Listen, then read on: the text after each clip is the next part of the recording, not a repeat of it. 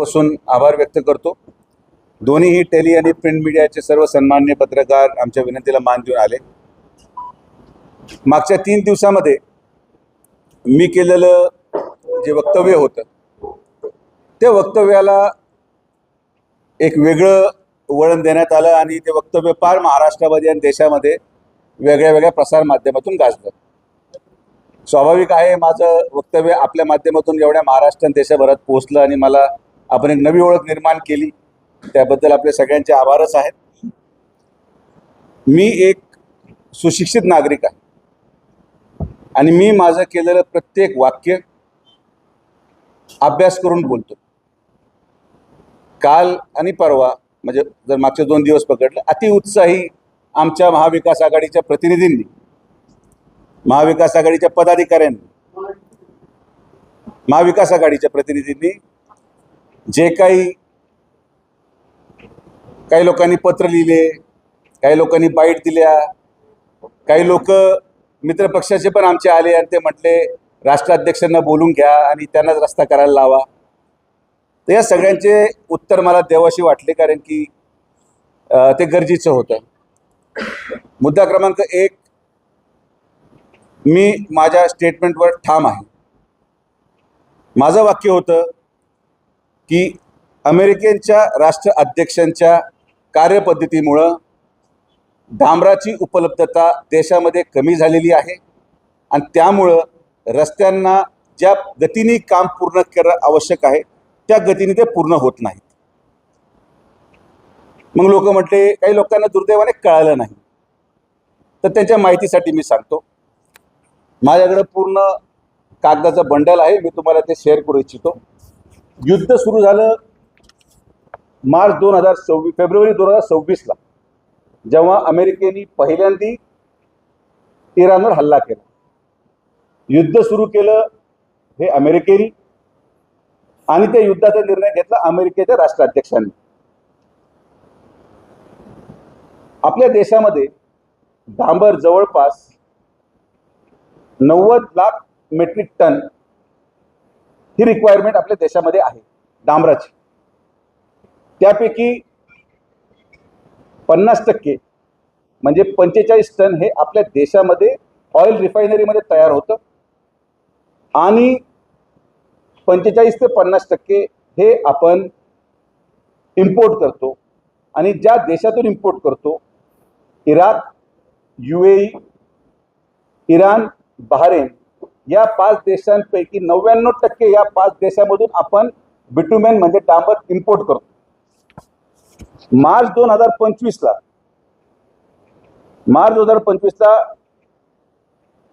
जो इम्पोर्ट होता डांबराचा तो होता 3200 मेट्रिक टन। मी एक महिना आणि वर्ष तुम्हाला ढोबळ सांगितलं।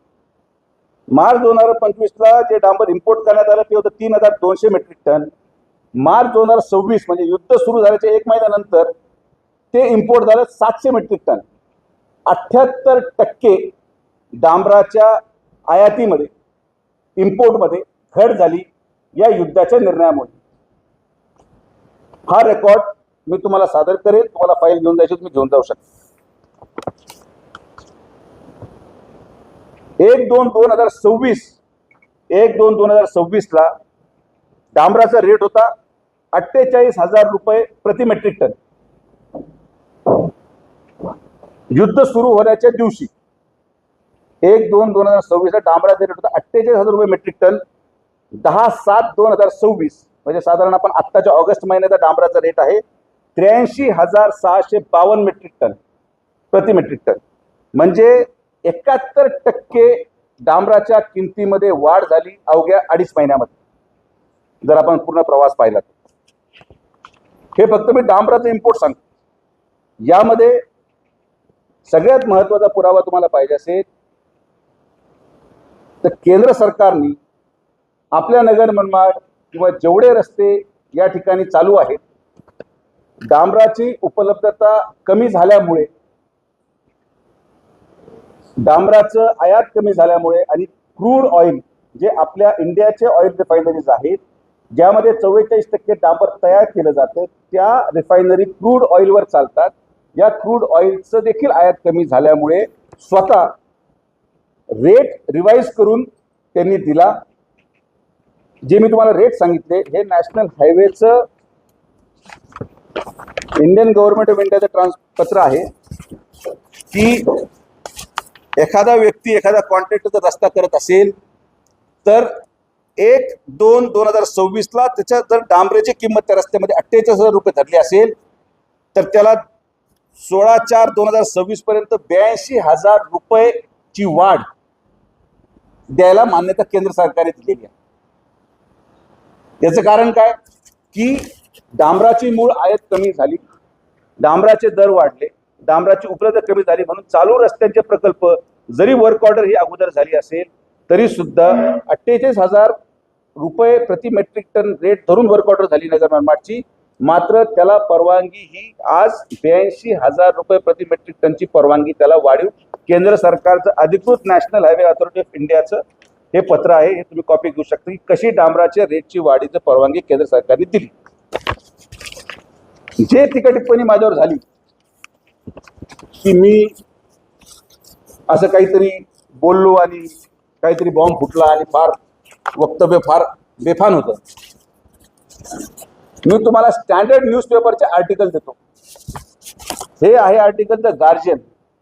द गार्जियन एक स्टँडर्ड नामांकित नामपत्र आहे विदेशातलं, त्याचं आर्टिकल आहे. दुसरं आर्टिकल आहे March 26, 2026 Times of India. March 26, 2026 Times of इंडियाचं आर्टिकल आहे. काय लिहिलंय?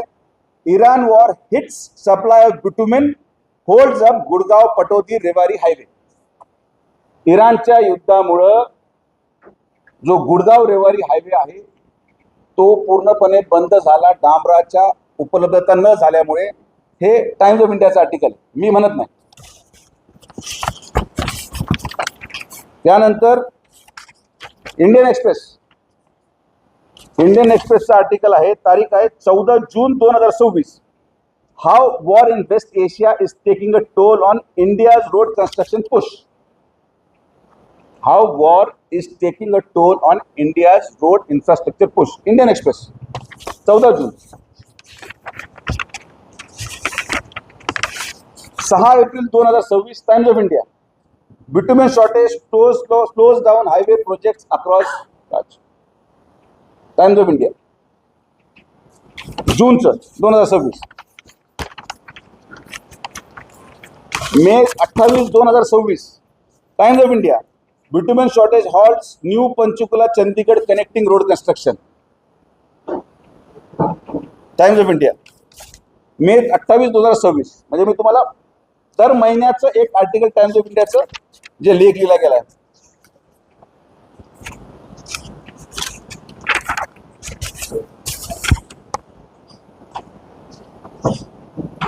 जे मी क्रूड ऑइलचं म्हणलो, क्रूड ऑइल म्हणजे जे क्रूड ऑइल इम्पोर्ट झालं आणि डांबर महाग होण्याचं दुसरं कारण, महाराष्ट्र टाइम्सचं आर्टिकल 15 जुलै 2026. तेल बाजारावरचं संकटाचं सावट, US इराण संघर्षाने घेतलेल्या धोकादायक वळण, कच्च्या तेलाच्या किमती गगनाला भिडल्या. हे सगळे आर्टिकल तुमच्या अवलोकनासाठी आहेत. या सगळ्या आर्टिकलमध्ये आणि सगळ्या वर्तमानपत्रामध्ये जे आपण आपल्या देशाचे सगळ्यात नामांकित वर्तमानपत्र समजले जातात त्यांनी प्रत्येक लेखमध्ये लिहिलेलं आहे की युद्धामुळे डांबराची उपलब्धता नाही आणि त्यामुळे रस्त्याचे कामं रखडलेत. हे times of India, Indian express म्हटलेलं आहे. मग आता मला सांगा, युद्ध हे कोणी सुरू केलं? अमेरिकेच्या राष्ट्राध्यक्षांनी.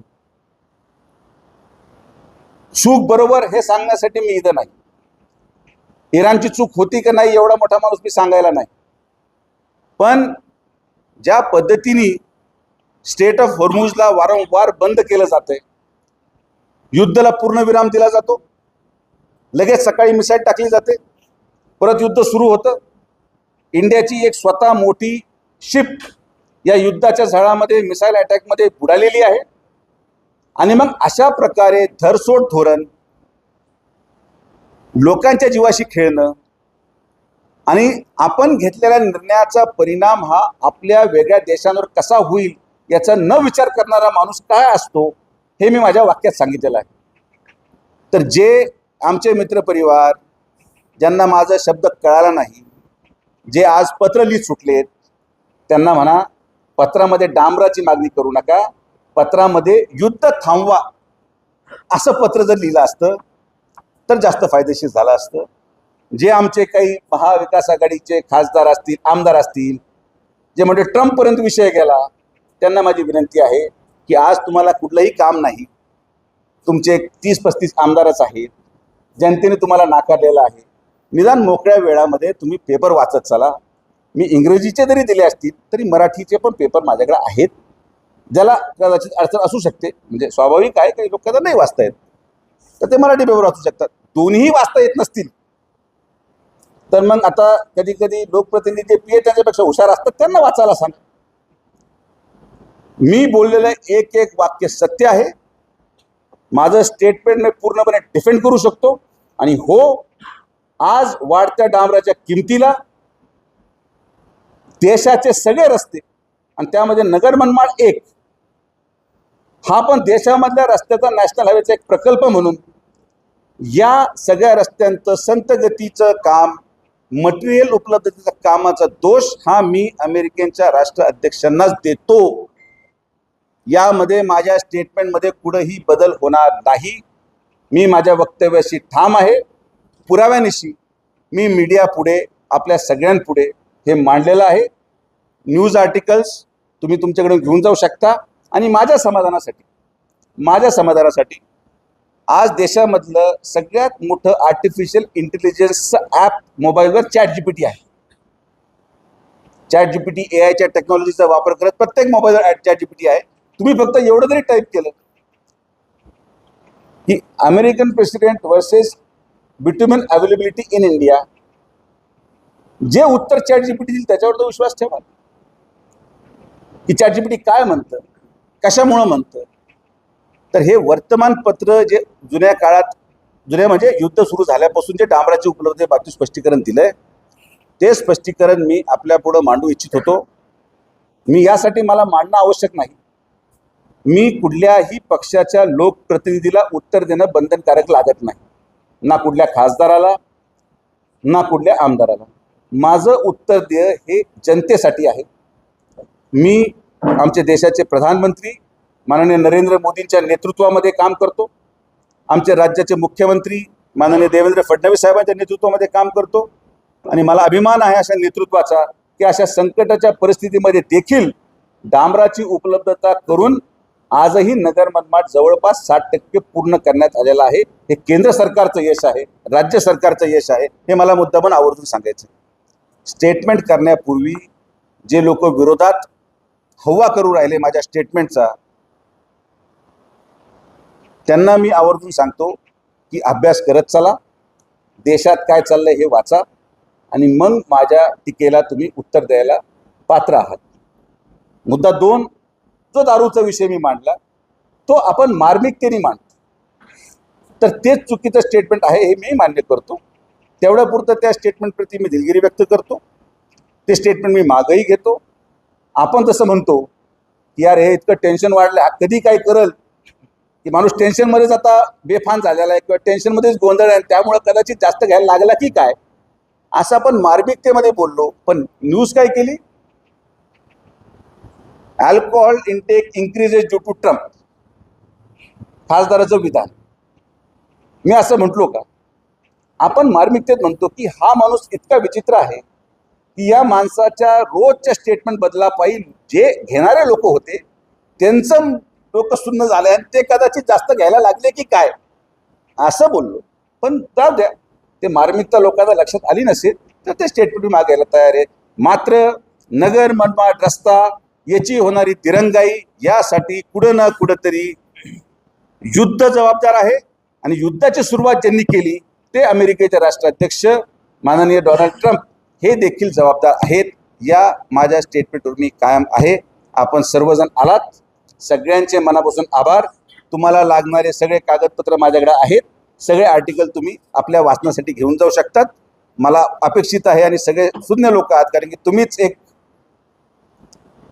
बातमी तयार करणारे लोक आहात, त्यामुळे तुम्हाला हे बातम्या कोरिलेट होतील.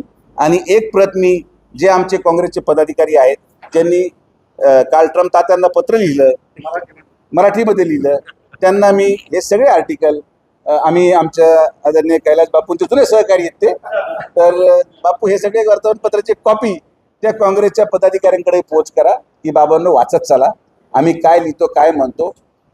दादा, पण सोशल मीडियावरती एक ट्रेंड असा पण आहे ज्यांच्याबद्दल बोलण्याचं धाडस तुम्ही करत नाही, तुम्हाला उचलून देखील धरलेलं आहे सोशल मीडियामध्ये काही लोकांनी की धाडसाने हा मुद्दा मांडून ट्रम्प यांना थेट प्रश्न विचारलाय. नाही, हे पहा, मी काय एवढा मोठा माणूस नाही राष्ट्रीय अध्यक्षांची वैर घ्यायला. माझे भूमिका नगर मनमाड प्रति अतिशय स्पष्ट आहे. मी तुम्हाला सगळ्यांना हात जोडून आपल्या माध्यमातून विनंती करतो.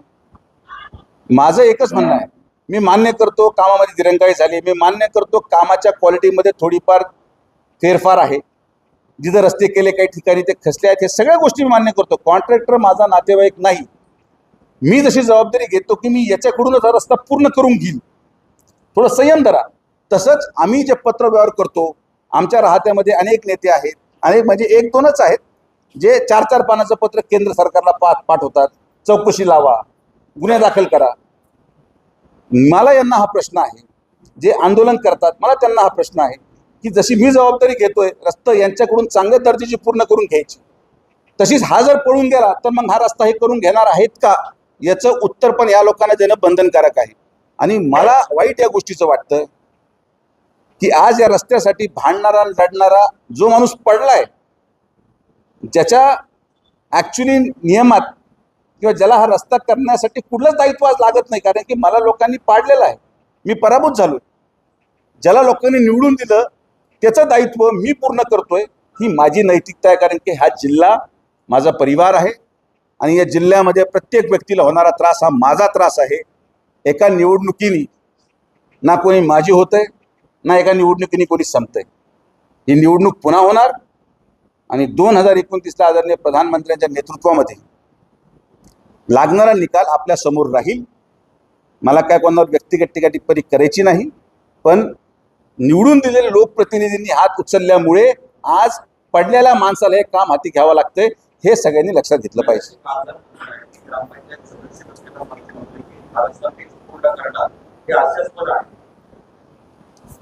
मला त्यांच्या कुठल्याही टीकेवर टिप्पणीवर उत्तर द्यायचं नाहीये. रस्ता पूर्ण करायला ग्रामपंचायत सदस्य होणं आवश्यक नाही. मी नागरिक म्हणून, देशाचा नागरिक म्हणून मी पाहिजे तिथं भाषण करू शकतो, मी पाहिजे त्या कॉन्ट्रॅक्टरला जाब प्रश्न विचारू शकतो, कारण की मी जो टॅक्स भरतो त्या पैशातून हा रस्ता होतोय. आम्ही आमचे लोक आमचे कार्यकर्ते जे टॅक्स भरतात त्या पैशातून हा रस्ता होतोय. जे नागरिक तिथं मरतायत ते कुठंतरी माझे आहेत, देशाचे नागरिक आहेत. देशाच्या नागरिकांना त्रास होऊ नये म्हणून देशाचा नागरिक म्हणून मी तो रस्ता पूर्ण करतोय. देशाचा नागरिक हेच प्रमाणपत्र आहे तुमच्या कामाचं.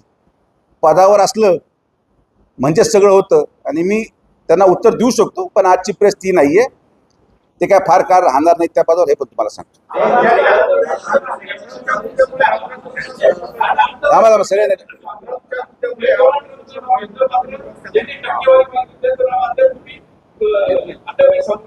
मला असं वाटतं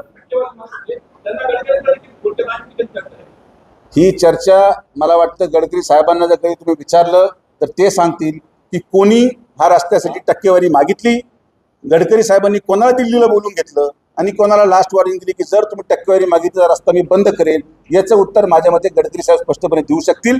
साहेबांना स्मरून सांगतो हे सत्य आहे आणि तो व्यक्ती कोण आहे हे अख्ख्या जिल्ह्याला माहिती आहे, त्यामुळे मला त्याचं नाव घेऊन बोलायची इच्छा नाही.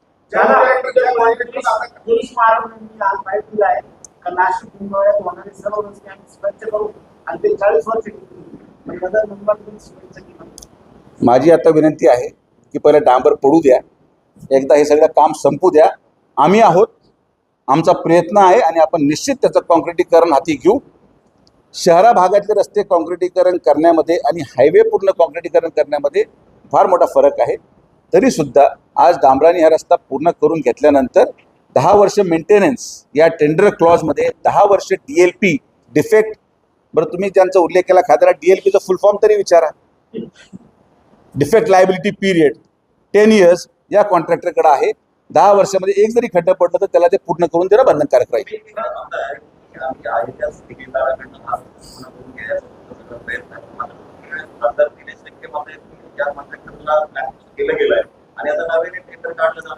दुर्दैवाने त्यांचा किती अभ्यास आहे मला माहिती नाही. त्यांनी ब्लॅकलिस्ट असेल तर का त्याचा पुरावा द्यावा. ते तर लोकप्रतिनिधी आहेत. त्याला क्युरिंग पिरियडची नोटीस निघालेली आहे. त्याला 2 महिने दिलेले आहेत की हे सगळं जे काय आहे जिथं खड्डे आहेत ते रस्ता मोटरेबल करायचा. त्याच्यानंतर सेकंड क्युरिंग पिरियडची नोटीस निघते आणि 4 महिन्याच्या म्हणजे 2 क्युरिंग नोटिसा 2 months 4 months नंतर टर्मिनेशन नोटीस निघते. पण दुर्दैवाने तसं त्याचा तुम्ही उल्लेख तुम्ही केला ते अपघाताने झालेले लोकप्रतिनिधी आहेत. त्यामुळे हा अभ्यास त्यांच्याकडे नाही. रस्त्याचा प्रश्न कुठंच भरकटलेला नाही. रस्ता होतोय. कालही सावळीवीर फाटा ते आपला बायपास धूळ उडत होती. डांबरीकरण कंप्लीट झालंय. देहऱ्यामध्ये डांबरीकरण चालू आहे. माझं या कॉन्ट्रॅक्टरशी कुठलंही संमत नाही. पळून गेला तर परत तुम्ही उद्या मला हा प्रश्न विचारू शकत नाही हे मी तुम्हाला स्पष्ट सांगतो. जो आहे जसा आहे त्याच्याकडून हे पूर्ण करून घ्या. कारण की आज 4था कॉन्ट्रॅक्टर आहे रस्त्यावर आणि हा पळून गेला तर खासदारांनी जबाबदारी घ्यावी की मी ताबडतोब हा पळून गेला तर लगेच दुसऱ्या महिन्यात नवा कॉन्ट्रॅक्टर आणल हे तरी शब्द द्यावा. जाऊ द्या याला.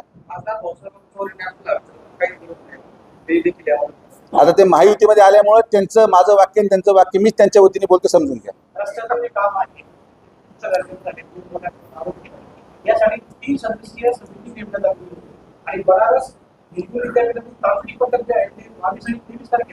नाही येऊ द्या. त्यांना येऊ द्या. ते तपासणी करतील.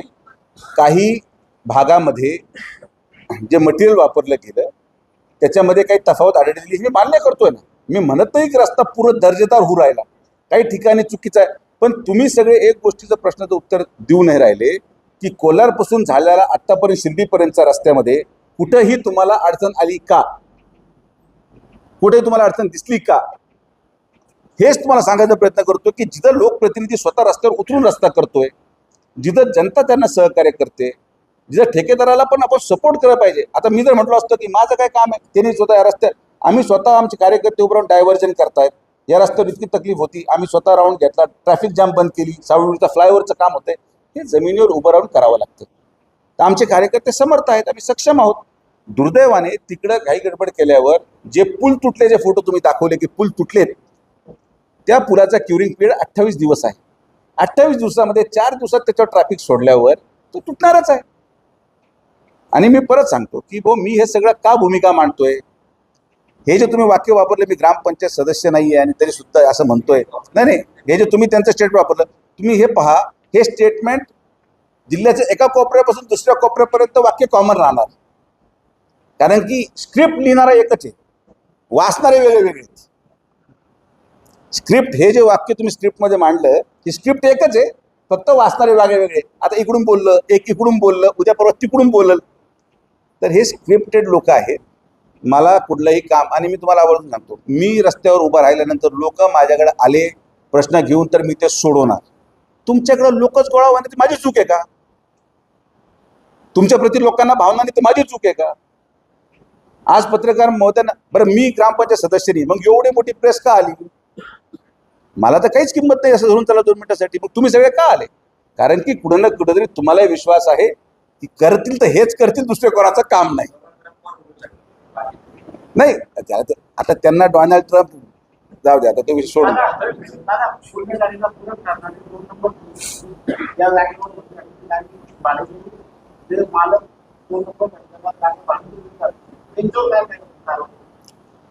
शिर्डीमध्ये रोज 2 नंबरचे अवैध व्यवसाय आपल्या पावसाच्या छत्र्यासारखे आहेत. ते कापले ते परत येतात. आता SIRच्या माध्यमातून शिर्डीचं रहिवासी कोण हे एकदा आयडेंटिफाय होणार आहे. 24 ऑगस्टला प्रारूप मतदार यादी आल्यानंतर माझ्या मते सप्टेंबर एंडला अंतिम मतदार यादी निश्चित होईल. मग त्या मतदार यादीमध्ये राहणाऱ्या विरहित शिर्डीमध्ये जर कोणी राहत असेल आणि अवैध व्यवसाय तर त्याला आपण काढून टाकू.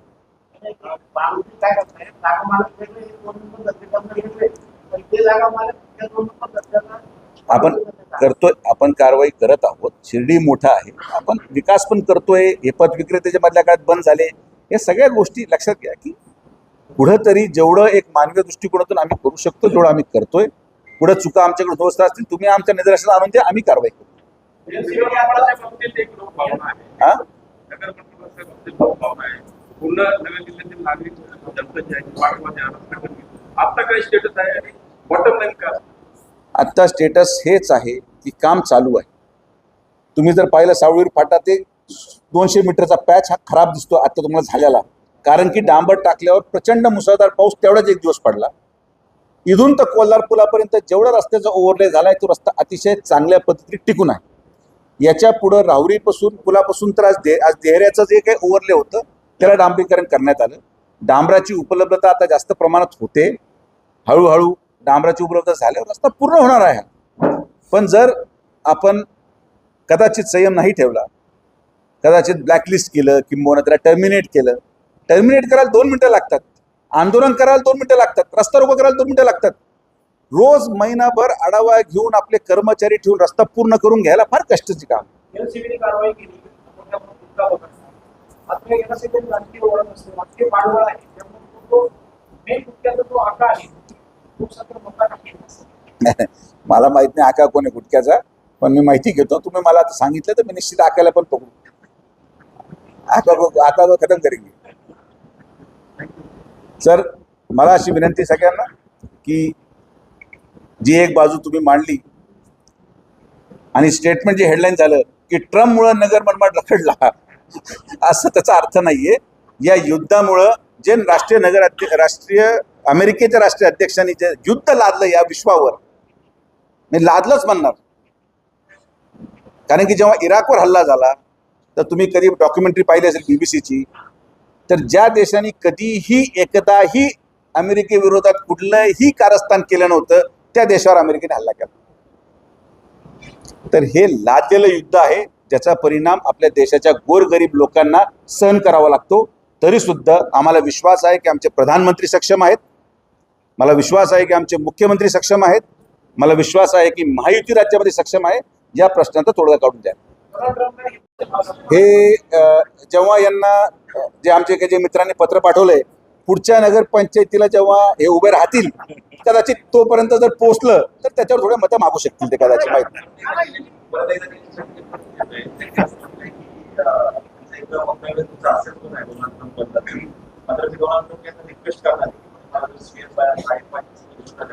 नाही. नाही, मला शिवे साहेबपेक्षा त्यांना सीआयचं प्रमुख जर केलं म्हणजे रॉचं प्रमुख तर आपण करतच आहोत त्यांना. आता मला सांगा, जो माणूस दुबईला आपले लोक कार्यकर्ते पाठवून आरोपी पकडू शकतो, मग मला अजित डोवल साहेबांचं पण आश्चर्य वाटतं की नॅशनल सिक्युरिटी ॲडवायझर राहिलं एवढं सक्षम काम आहे, पण कधी दुबई म्हणजे एक मित्र कंट्रीमध्ये जाऊन आरोपी शोधण्याचं काम कुणीच केलं नाही भारतात. किती मोठा स्पाय असू, म्हणजे धुरंधर 3 पिक्चर बनवू शकतो त्यांच्यावर अशी परिस्थिती आहे.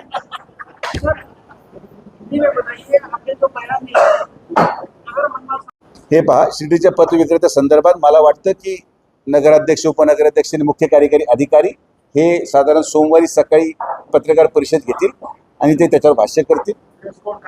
नाही, हे पहा, मी काहीच नाही ना, मी ग्रामपंचायत सदस्य सुद्धा नाही, तर मी कसं सांगू शकतो नियम काय काय ठरलाय. आता इथं पोलीस अधिकारी येऊन बसलेत, मी यांना बोलवलंय का? नाही. हे पहा, मला जे नगरपंचायत सांगेल ते मी करेल. मी स्वतः काही निर्णय घेत नाही.